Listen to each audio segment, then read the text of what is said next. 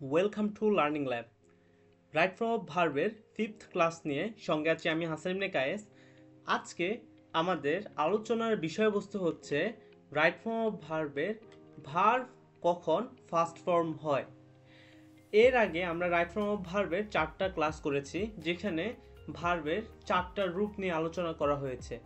আজকে 5th ক্লাসে আমরা রাইট ফর্ম অফ ভার্বের অর্থাৎ ভার্বের 5ম রূপ নিয়ে আলোচনা করবে। এই রূপটি হচ্ছে ভার্ব কখন ফার্স্ট ফর্ম হয়। ঠিক আছে, তাহলে চলো দেরি না করে আজকের ক্লাসটি শুরু করে ফেলি। Rules 1। Once ago, last, previous, yesterday, the day before, yesterday before, এই শব্দগুলোর যদি কোনো বাক্যে থাকে ফার্স্ট ফর্ম হবে right. For example, I dash ব্র্যাকেটে go to Cox's Bazar last month. এখানে গো এর জায়গায় কি বসবে? এখানে শূন্যস্থানে কি বসবে বলতো? যারা পারো ভিডিওটাকে পজ করে কমেন্ট বক্সে অ্যান্সারটি দিয়ে ফেলো, ঠিক আছে? Okay, right. I dash go to Cox's Bazar last month. এখানে লাস্ট শব্দটা কি আছে? লাস্ট শব্দটা আছে। আমরা জানি যদি কোনো বাক্যে লাস্ট থাকে তাহলে ওই বাক্যের কি হবে? কোনো বাক্যে যেমন last month, previous, yesterday, the day before yesterday, এগুলো থাকলে কি হবে? ভার্বের ওই বাক্যের ভার্বটা কি হবে? ফার্স্ট ফর্মে হবে, রাইট? তাহলে লাস্ট মান্থ মানে গত মাসে, এটা ফার্স্ট। তাই এখানে কি হবে? আই ড্যাশ গো, গো এর জায়গায় কি হবে? ওয়েন্ট হবে, রাইট? যেহেতু লাস্ট মান্থ তাই এখানে ভার্বটা গো এর ফার্স্ট ফর্ম কি? ওয়েন্ট, তাই ভার্বটা বসবে, অর্থাৎ অ্যান্সার হবে ওয়েন্ট। ওকে, সেকেন্ড এক্সাম্পল হচ্ছে ইট ড্যাশ রেইন ইয়েস্টারডে। কি আছে? একটা ইয়েস্টারডে আছে। তাহলে যদি ইয়েস্টারডে থাকে, গতকাল যদি থাকে, তাহলে বাক্যের মধ্যে কি থাকবে? ভার্বটা কি হবে? ফার্স্ট ফর্মে হবে। তাহলে রেইনের ফার্স্ট ফর্ম কি? Rained, right? It rained yesterday. Okay, চলো আমরা সেকেন্ড রুলসটি দেখি এবার। সেকেন্ড রুলস হচ্ছে it is high time. It is high time. It is time fancy দ্বারা কোনো বাক্য শুরু হলে সাবজেক্টের পরের ভার্বটি ফার্স্ট টেন্সে হয়, অর্থাৎ it is time or it is high time fancy plus subject plus first verb, right? For example, it is high time you, high টাইমের পরে কি বসবে? সাবজেক্ট কি এখানে? ইউ। সাবজেক্টের পরের ভার্ব কি? চেঞ্জ। চেঞ্জের কোন ফর্মটা শূন্যস্থানে বসবে সেটা আমাদের কাছে চাইছে, ইউর ব্যাড হ্যাবিট। তাহলে চেঞ্জের যেহেতু ইট ইজ হাই টাইম আছে বাক্যে, তাহলে ইট ইজ হাই টাইম যুক্ত বাক্যের যে বাক্য শুরু হয় ইট ইজ হাই টাইম বা ইট ইজ টাইম দ্বারা, তাহলে ওই বাক্যের সাবজেক্টের পরের ভার্বটি কি বসবে? চেঞ্জের ফার্স্ট ফর্ম হবে কি? Change, right? It is time, it is high time যুক্ত বাক্যের সাবজেক্টের পরের ভার্বটি ফার্স্ট টেন্সে হয়, তাহলে এখানে চেঞ্জের ফার্স্ট ফর্ম হচ্ছে চেঞ্জড, রাইট? তাহলে correct answer changed. I fancy I dash got the chance. শূন্যস্থানে গেটের কোন ফর্মটা বসবে? আমি অলরেডি অ্যান্সারটা বলে দিয়েছি, কোন ফর্মটা বসবে, ঠিক আছে? ওকে, কোনো বাক্যে যদি ফ্যান্সি থাকে তাহলে কি হবে? বাক্যে সাবজেক্টের পরের ভার্বটি ফার্স্ট ফর্মে বসবে, অর্থাৎ গেটের ফার্স্ট ফর্ম কি? Goat. I wish I dash win the first prize. তাহলে বলো তো, I wish I dash win the first prize. I wish যুক্ত বাক্যে, এখানে আমি উইশটা লিখিনি। যদি কোনো বাক্যে উইশ থাকে তাহলে ওই বাক্যেও সাবজেক্টের পরের ভার্বটি কি হবে? ফার্স্ট ভার্বে হবে, অর্থাৎ I wish I won the first prize, right? Okay, তাহলে আমরা থার্ড রুলটা দেখি। অ্যাজ সুন অ্যাজ দ্বারা গঠিত সেন্টেন্সে দুটো ক্লজ থাকে। অ্যাজ সুন অ্যাজ দ্বারা গঠিত সেন্টেন্সে কয়টা ক্লজ থাকে? দুইটা ক্লজ থাকে। এক্ষেত্রে উভয় ক্লজের ভার্বই কি হবে? কোন ফর্মে হবে? ফার্স্ট ফর্মে হবে, right? Okay, for example, as soon as I dash C the thief. এখানে শূন্যস্থানে সি এর কোন ফর্মটা বসবে আমাদের কাছে সেটা জানতে চাইছে। The dash away, run away. এখানে দুইটা শূন্যস্থান, দুইটা ক্লজ। একটা হচ্ছে অ্যাজ সুন অ্যাজ এর পরের অংশ অর্থাৎ I dash the thief and কমার পরের অংশটা দ্য ড্যাশ রান অ্যাওয়ে। শূন্যস্থানে কোন ফর্মগুলো বসবে? অলরেডি আমরা রুলসে পড়েছি, অ্যাজ সুন অ্যাজ দ্বারা গঠিত সেন্টেন্সে দুটো ক্লজ থাকে। এক্ষেত্রে উভয় ক্লজের ভার্বই ফার্স্ট ফর্ম অর্থাৎ ভি2 হয়। তাহলে অ্যান্সার হচ্ছে কি? As soon as I dash see, see এর ফার্স্ট ফর্ম কি? Saw, right? রানের ফার্স্ট ফর্ম কি? র্যান। তাহলে as soon as I saw the thief, the ran away, right? As soon as the teacher dash enter কোন ফর্মটা শূন্যস্থানে বসবে? যারা পারো অ্যান্সারগুলো দিয়ে ফেলবা আগেই, ঠিক আছে? The classroom, all the students dash stand up, এখানে শূন্যস্থানের স্ট্যান্ডের কোন ফর্মটা বসবে? ওকে, ফর আমরা অলরেডি রুলসে পড়েছি অ্যাজ সুন এজ দ্বারা যে দুটি বাক্য গঠিত হবে, অর্থাৎ যে দুটো ক্লজ থাকবে অ্যাজ সুন এজ দ্বারা গঠিত সেন্টেন্সে, তো দুটো ক্লজ অবশ্যই থাকবে, যে দুটো ক্লজ থাকবে ওই দুটোতেই মেন ভার্বগুলো কি হবে? ভার্বের ফার্স্ট ফর্ম হবে। তাহলে as soon as the teacher entered the classroom all the students, standard first form কি? stood, right? stood up. okay okay last, I dash open the door as soon as I dash hear the bell, এখানে শূন্যস্থানে open এর কোন form বসবে আর এই শূন্যস্থানে hear এর কোন ফর্ম বসবে? এই দেখো as soon as এর আগে একটা অংশ পরে একটা অংশ, রাইট?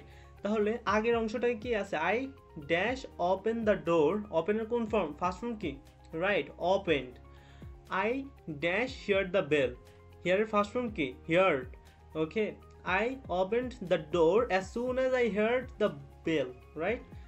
ওকে, আমরা এবার রুল 4 দেখব, when বা while যুক্ত বাক্যের ক্ষেত্রে। আচ্ছা, যারা চাকরির প্রার্থী তাদের জন্য দুইটা রুলস খুবই গুরুত্বপূর্ণ। আমরা একটু আগে পড়েছিলাম it is time, it is high time, fancy, wish যুক্ত বাক্যে পরে সাবজেক্টের পরে কি বসবে? ভার্বটা ফার্স্ট ফর্মে হবে, ঠিক আছে? এই রুলসটা, অর্থাৎ এটা ছিল রুলস 2 এ। ওকে, আর হোয়াইন বা হোয়াইল যুক্ত বাক্যের ক্ষেত্রে, অর্থাৎ হোয়াইন বা হোয়াইল যুক্ত বাক্যের এই দুটো রুলস খুবই গুরুত্বপূর্ণ।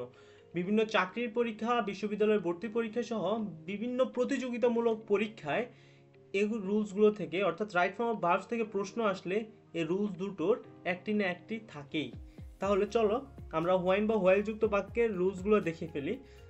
বাক্যের হোয়াইন বা হোয়াইল এখানে কনজাংশন হিসাবে থাকে। হোয়াইন বা হোয়াইলের প্রথম অংশ যদি ফার্স্ট ইনডিফিনিট হয়, অর্থাৎ বাক্যের শুরুর অংশ ফার্স্ট ইনডিফিনিট, মাঝখানে হোয়াইন বা হোয়াইল, তারপর হচ্ছে পরের অংশটা কি হবে? First continuous, right? আবার প্রথম অংশটা যদি ফার্স্ট কন্টিনিউয়াস হয়, হোয়াইন বা হোয়াইলের পরের অংশটা কি হবে? ফার্স্ট ইনডিফিনিট টেন্সে হবে। For example, while he was walking in the garden, আচ্ছা এখানে একটা কমা হবে। ওকে, এখানে আমি ভুল করে ফুল স্টপ দিয়ে ফেলেছি, এখানে একটা কমা হবে। when he was walking in the garden, was walking এটা হচ্ছে কি? ফার্স্ট কন্টিনিউয়াস টেন্স, ঠিক আছে? was বা were প্লাস ভার্ব আইএনজি, ওয়াকের সাথে আইএনজি, ঠিক আছে?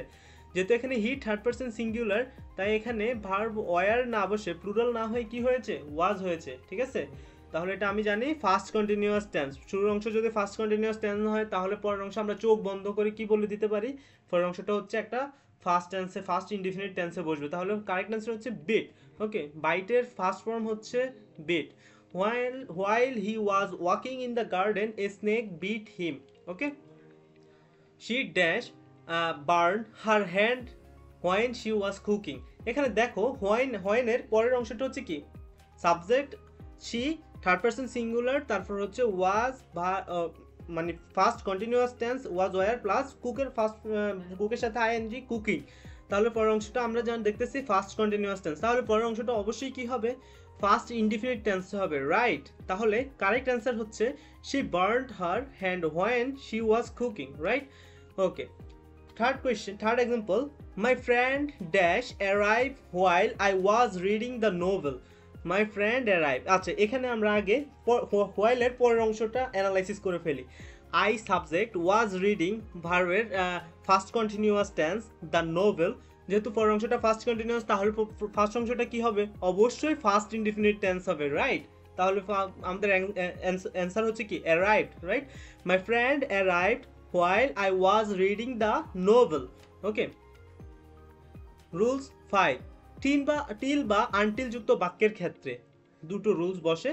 একটা হচ্ছে টিল বা আনটিল, প্রথম অংশটা যদি ফার্স্ট ইনডিফিনিট টেন্সে হয়, পরের অংশটাও কি হবে? ফার্স্ট ইনডিফিনিট টেন্সে হবে, right?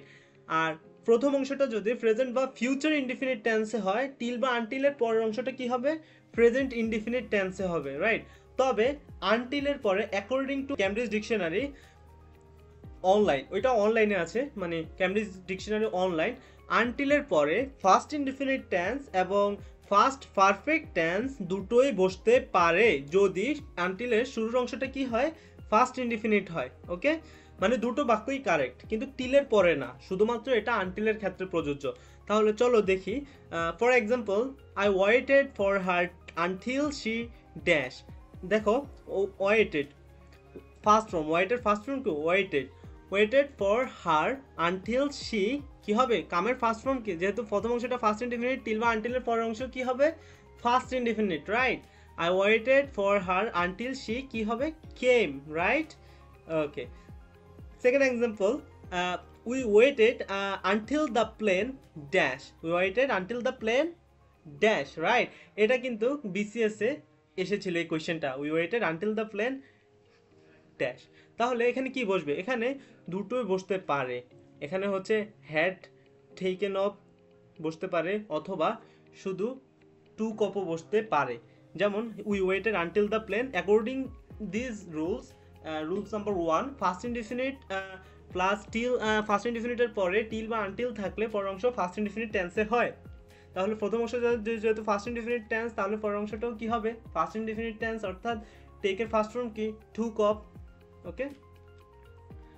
Wait here till I do not dash come back এখানে ওয়েট হিয়ার এটা প্রথম অংশটা কি এখানে প্রেজেন্ট ইনডিফিনিট টেন্স ওয়েট কি present indefinite tense you wait here এটি প্রথম অংশটা হচ্ছে ইম্পারেটিভ সেন্টেন্সে লেখা wait here till I do not dash come back এখানে কামের ফার্স্ট ফর্ম কি ফার্স্ট ফর্ম হবে নো এখানে প্রেজেন্ট ফর্ম কামই হবে ওকে যদি প্রথম অংশটা যদি প্রেজেন্ট বা ফিউচার ইনডিফিনিট টেন্সে পরের অংশটা প্রেজেন্ট ইনডিফিনিট টেন্সে হবে রাইট তাহলে wait here till I do not come back right okay তাহলে কামের ফার্স্ট ফর্ম আচ্ছা এখানে ভুল করে কাম দিয়ে ফেলা হয়েছে এখানে কেম দিয়ে ফেলা হয়েছে এখানে হবে কি বলো তো এখানে হবে কাম রাইট তাহলে আমরা জানি আমরা কি জানি যদি ফার্স্ট প্রথম টিল বা আনটিলের শুরুর অংশটা ফার্স্ট ইনডিফিনিট হয় পরের অংশটা কি হবে ফার্স্ট ইনডিফিনিট শুরুর অংশ প্রেজেন্ট বা ফিউচার ইনডিফিনিট হলে পরের অংশটা প্রেজেন্ট ইনডিফিনিট তাহলে এখানে কাম হবে কেম হবে না রাইট এখানে কি হবে কাম হবে ওকে একটা নোটস দেখে নাও টিলযুক্ত বাক্য অর্থাৎ প্রথম অংশটা যাই থাকুক না কেন পরের অংশটা হবে টিলের প্রথম অংশটা যাই থাকুক না কেন পরের অংশটা হবে কি অ্যাফার্মেটিভ নেগেটিভ দুটোই হতে পারে কিন্তু আনটিলযুক্ত বাক্যে শুধু পরের অংশটা কি হবে অ্যাফার্মেটিভ হবে আনটিলের বাক্যের প্রথম অংশটা নেগেটিভ হতে পারে কিন্তু পরের অংশটা কি হবে অ্যাফার্মেটিভ হবে right okay thank you so much for watching this video এই ধরনের আরও ভিডিও পেতে নিচে ফলো বাটনে চাপ দিয়ে সঙ্গে থাকুন রাইট ফর্ম অফ ভার্বের আরেকটি ক্লাস আমাদেরকে নেওয়া হবে যেখানে হচ্ছে ভার্বের 6th রূপ নিয়ে আমরা আলোচনা করব ততক্ষণ পর্যন্ত সঙ্গে থাকুন আল্লাহ হাফেজ